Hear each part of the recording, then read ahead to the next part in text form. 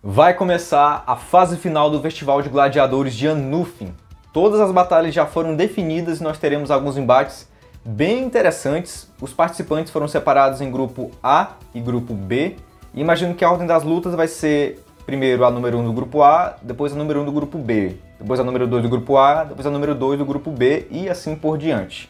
Nesse caso, o primeiro embate já vai ser entre Percival e Gareth, que tiveram bastante destaque já nesse capítulo aqui e já criaram uma rivalidade. Mas antes de a gente comentar sobre isso e sobre todo o resto, deixa logo aí o seu like, se inscreve no canal para a gente bater a meta de 5.000 inscritos e bora para a análise do capítulo.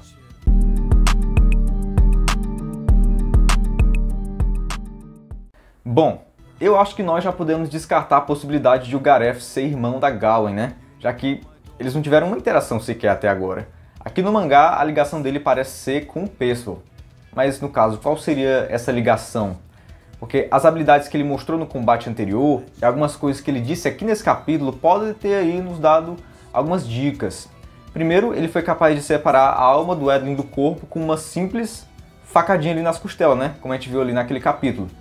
E parece um pouco com as habilidades do Percival, né? As habilidades que se esperaria ali de um espírito da vida. Segundo que, além daquele outro Percival, ele foi a única pessoa que conseguiu sentir esse mal agouro que o Percival carrega com ele, né? E ele até falou nos infortúnios que cairiam sobre as pessoas ligadas ao Percival. Então parece muito com o que aquele outro Percival falou, né? E terceiro, que ele vive em Anufin desde sempre, né? Desde que ele nasceu. Arthur, mas por que esse último detalhe aí seria importante? Bom, depois que o Ironside criou o Percival, gente, a gente sabe, né, que o Varys fez o favor de fugir com o bebê.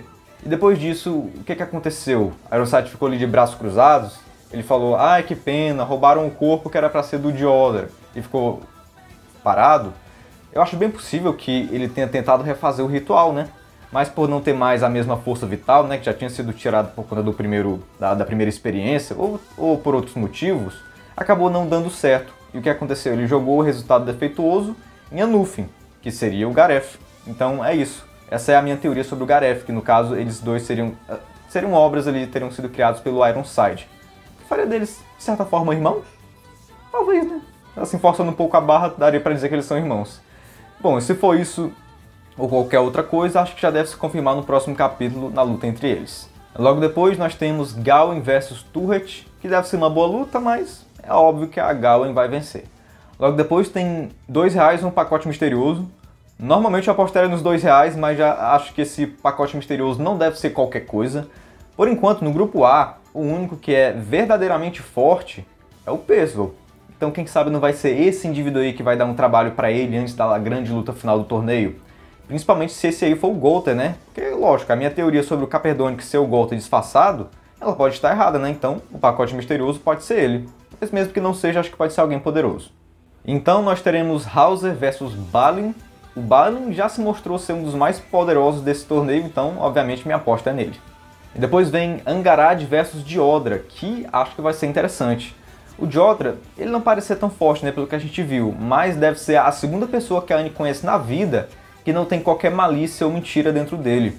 Consequentemente, isso vai levar a uma luta de espadas, né? E como o Diodra deve ter sido treinado pelo Mortlack, que era o melhor espadachim entre os Cavaleiros do Caos, então acho que ele pode fazer a Annie suar um pouco, né?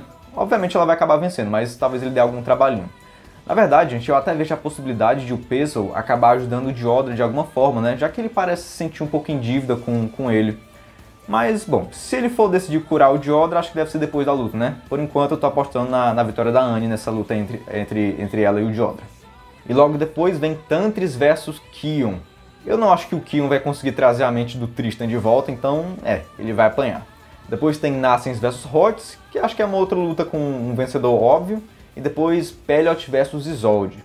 Se fosse 2 anos atrás, eu apostaria no Peliot, mas acho que ela deve ter ficado mais forte, então eu vou apostar nela. Até porque seria mais interessante ela enfrentar o Tristan depois, né?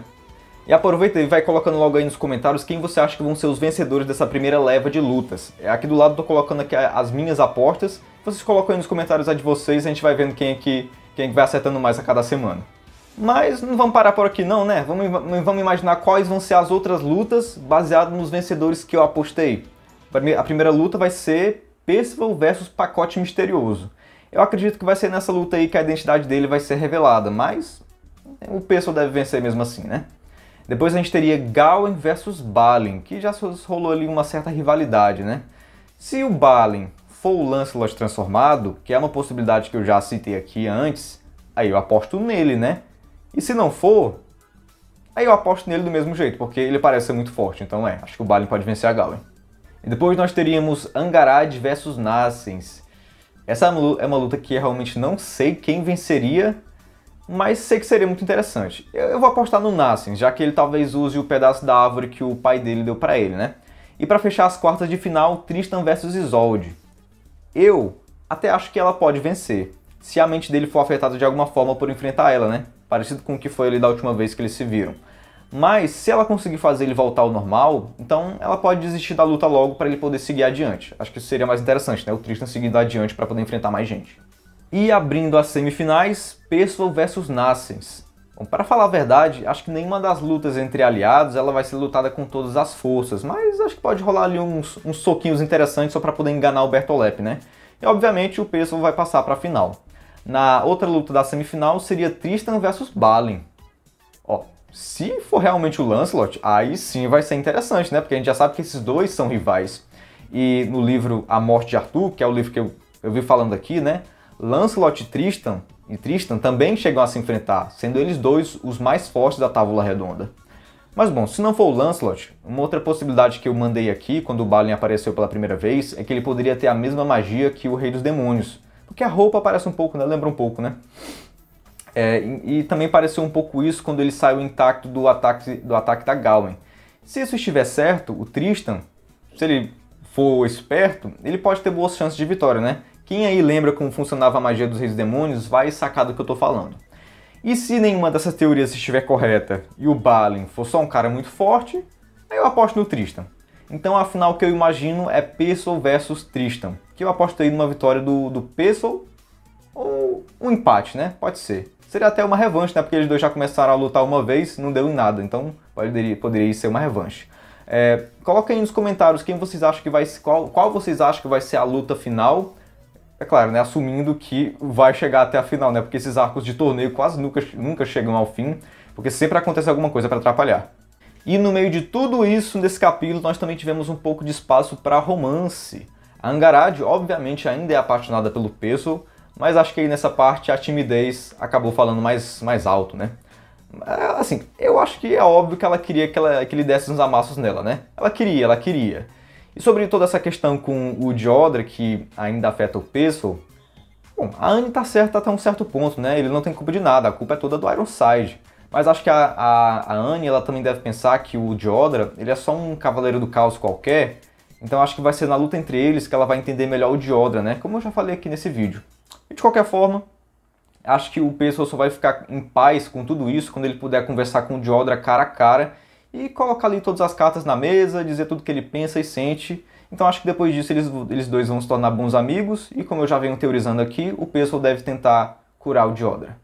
E minha nota para esse capítulo é 9,4, o nome do próximo é Percival vs Gareth, e o que eu espero para essa luta e para todas as outras, eu já falei aqui. Coloca aí nos comentários o que você achou desse capítulo aqui, o que você acha que vai acontecer nos próximos, e tchau, um beijo, até a próxima.